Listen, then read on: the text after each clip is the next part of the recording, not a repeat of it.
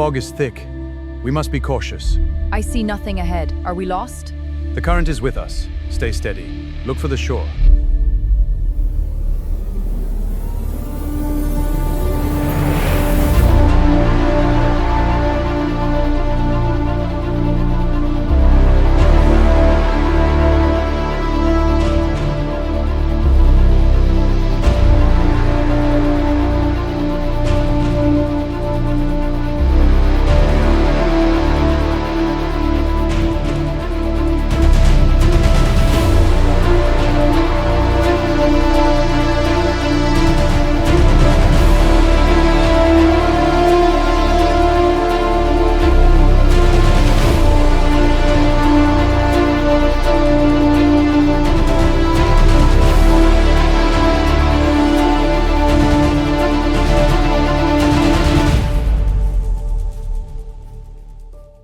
Imagine a moment where all familiar rules of the world suddenly seem to stop. No paved roads, no straight city lines, no certainty of land routes.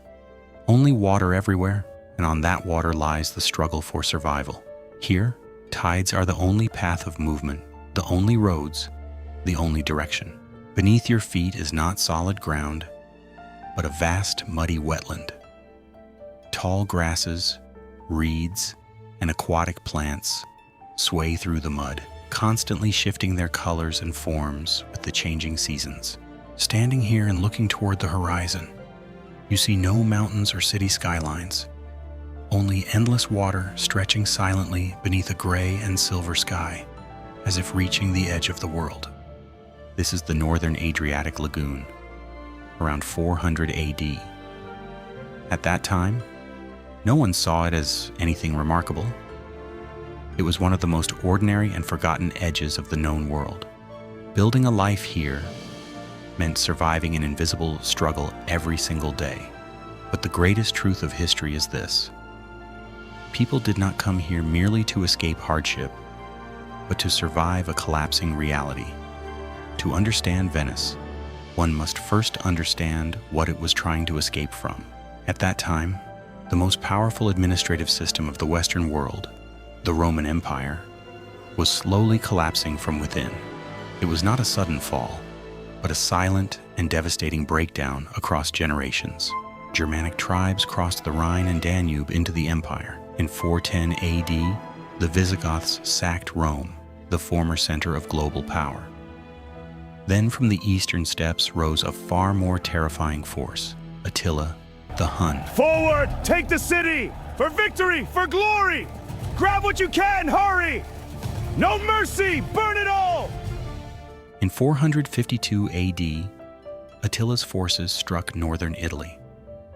The cities of Veneto, Aquileia, Concordia, Altinum, Padua fell one after another, like fire spreading through dry grass. The people of Altinum climbed their towers in search of a final hope. The fires! They are coming! What of the children? We cannot stay here! The smoke is getting closer! Down to the town, now! According to John the Deacon, distant lagoon islands shimmered through the mist, like the only chance of survival. Thousands of refugees, merchants, artisans, senators, farmers, priests loaded their most precious belongings onto boats and moved into the shallow waters of the lagoon.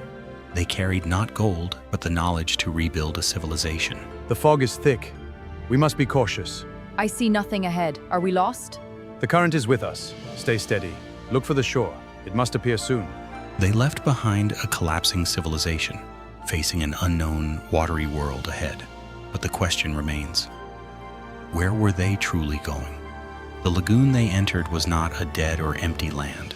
At first sight, it was clear. It was a living world, breathing, shifting, and constantly transforming itself. But this life was not human. It was the expression of vast, untamed natural force. The 5th century Venetian lagoon stretched across nearly 550 square kilometers. A vast network of shallow, saline, and semi-saline waters.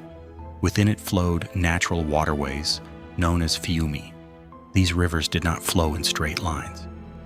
They wound slowly through the mud, forming countless small and large islands, mostly low marshlands. These islands were not grand or majestic. They were small land patches almost level with the sea, like a strange floating world between water and earth. In places, there were only sandbanks. Salt-tolerant grasses and wind-swaying wild willow trees grew silently there. The most defining feature of this entire region was the marine expanses of salt marsh. It was a dense, living, and strangely humming environment. Sea lavender, glasswort, and salt grasses turned the mud into a surreal carpet of purple and green. Every summer, the lagoon turned into a vast living sanctuary. The sky filled with flocks of birds, herons, egrets, cormorants, and countless waterfowl. The flocks were so massive that they sometimes darkened the sky. Beneath the water was incredible fertility. Eel, mullet, sea bream, bass. Life thrived in abundance. Within the lagoon, small fishing villages emerged, the Incola Lagunari, meaning people of the lagoon. They survived here across generations. They collected salt, fished, and quietly traded with the mainland. They built homes on wooden stilts or elevated ground and understood the tides with precision. Before the refugees arrived, the lagoon population was only a few thousand. But within a single generation, it grew into tens of thousands. At first, these settlements seemed almost humiliating to the Romans. The waters rise. Our village is at risk. We must reinforce the stilts and secure more supplies from the mainland. Agreed. We start with the eastern huts. They began living in huts made of reeds and mud. Torcello was one of the most important refugee islands, where traces of houses on wooden stilts have been discovered. Those houses were built using recycled Roman tiles. Around them lay shells and fish skeletons, silent evidence of a harsh and unforgiving reality. There are no grand marble columns here, no perfect royal urban plans, only a relentless and brutal struggle for survival, where an entire civilization is trying to rebuild itself from nothing. These early settlements were almost entirely temporary. Very few written records survive, but those that do clearly show. These shelters were extremely simple, rough, and primitive structures. Everything they brought with them, or could gather from the wetlands, became the foundation of their first homes. This was an emergency reality, an entire civilization's first emergency camp. But to understand the weight of this moment, one must look beyond the lagoon, because at the same time, across the wider world, devastating destruction was unfolding. In 455 AD, the Vandals sacked Rome once again, for the second time in just a few decades. Then in 476 AD, history reached a silent ending. You will kneel before me. I kneel to no one. Then you choose death. I choose to fight. So be it! Seize him! The last Western Roman emperor, Romulus Augustus, was deposed by Odoacer. The 5th-century Western Roman Empire quietly vanished into history, not through a grand battle, but like a single fading breath. And at that very moment, the people of the lagoon began building a new world from within the ruins of collapse. They were creating their first maps, but not conventional ones. Rather, living knowledge maps shaped by waterways and lived experience. The islands were named from human experience: Rivoto, Dorsoduro, Olivo. Guardate, il banco di pesci si avvicina. Dove? Non vedo niente. Là, verso l'isola. Dobbiamo muoverci subito. Ha ragione, le barche sono già là fuori. Allora prepariamoci, non c'è tempo da perdere.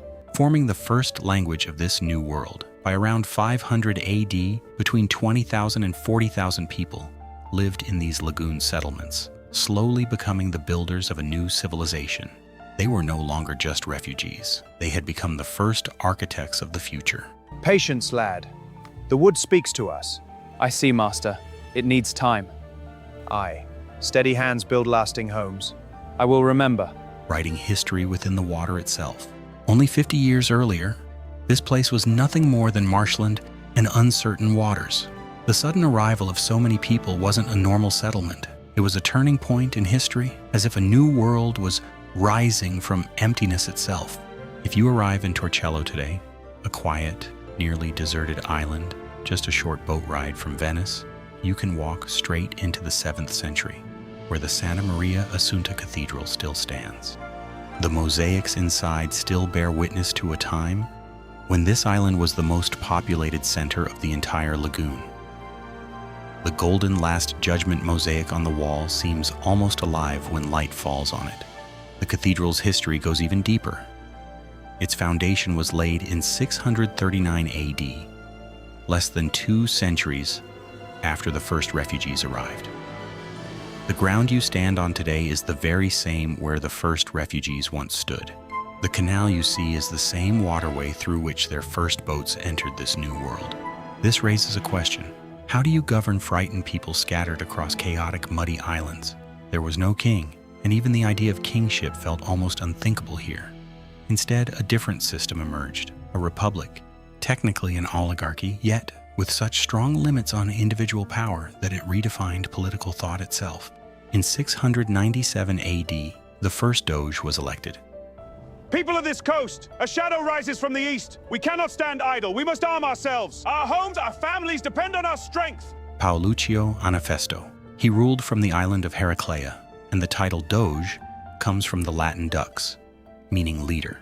His palace was not a grand fortress, likely just a large wooden hall. From the outside, it looked ordinary, but inside it held a completely new political reality.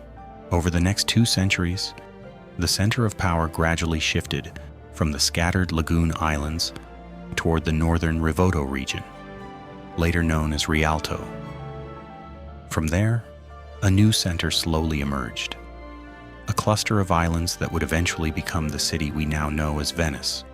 The evolution of the Doge's palace in Venice is not just an architectural history, it is a story of a civilization's deepest ambitions, slowly written into stone, arches, and walls. Where Palazzo Ducale stands today, the first structure was entirely different. The supplies must go out today.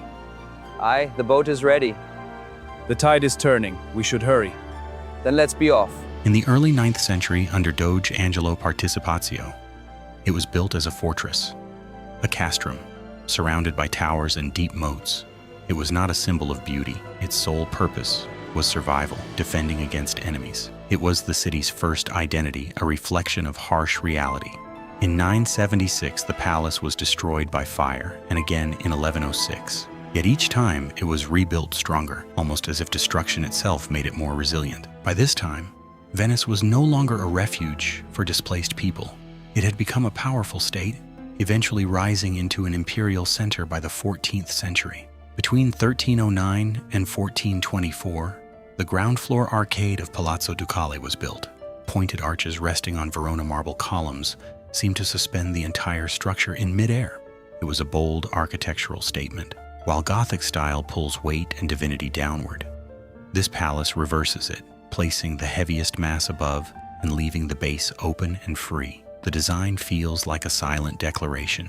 We are not afraid, a political mindset expressed through stone, revealing the city's confidence. In the stones of Venice, John Ruskin called it This place never fails to inspire. the very foundation of the world, Every corner tells a story. a deeply analytical recognition where architecture and power reach their highest form together. Right beside the palace stands St. Mark's Basilica, the Doge's chapel, a treasury of empire, and an extraordinary fusion of humanly collected beauty. Construction began in 828 AD to house the relics of St. Mark, secretly brought from Alexandria to Venice. Legend says they were hidden under layers of pork and cabbage to evade inspection. Look, this box. What is it? Do not touch it.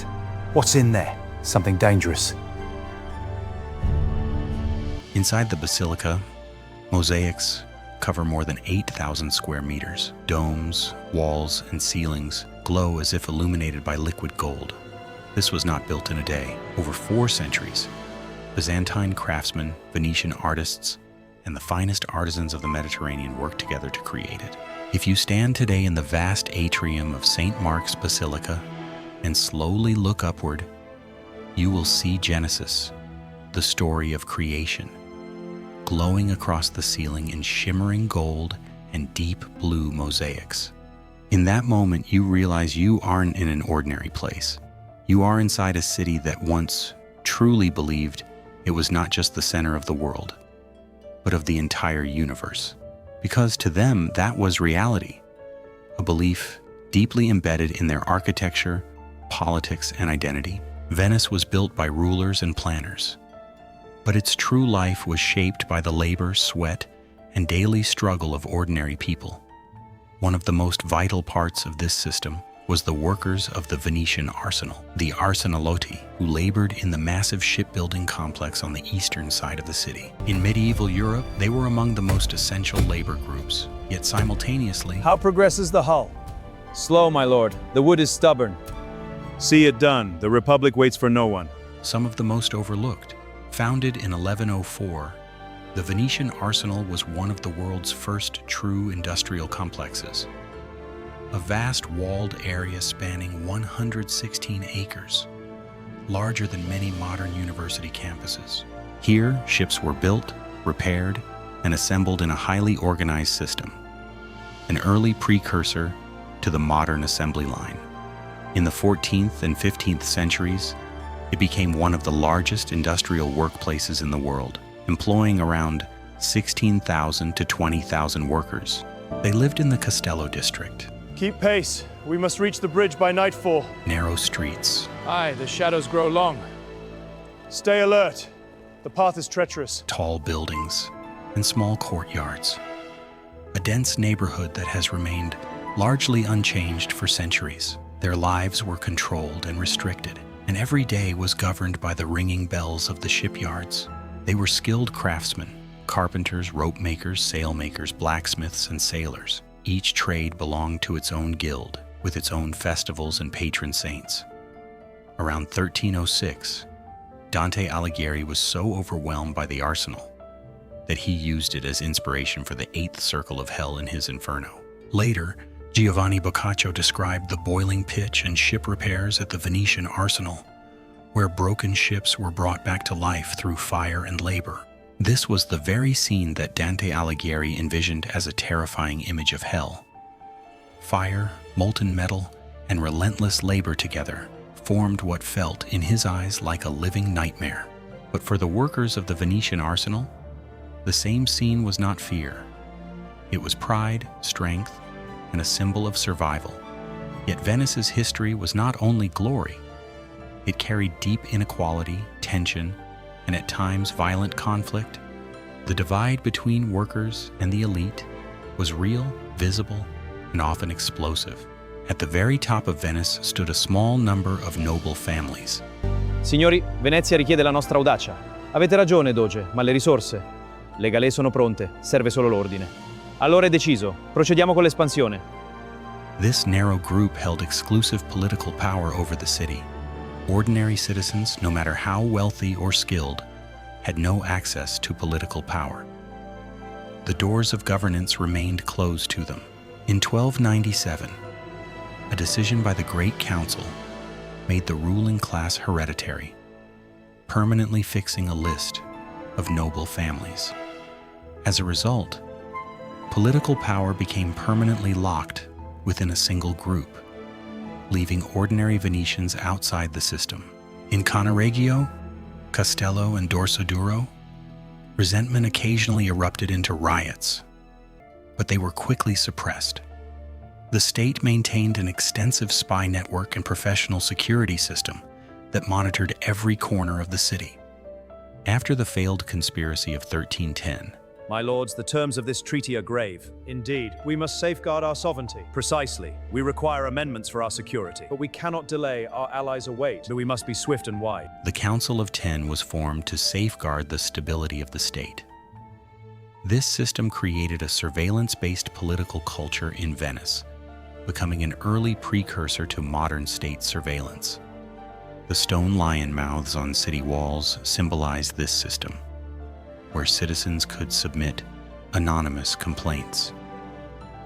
Some of these lion mouths still remain today, silent yet still listening as witnesses to history. Look at this lion. Wow, and there's an inscription. Something about secrets, I think. Venice is full of mysteries.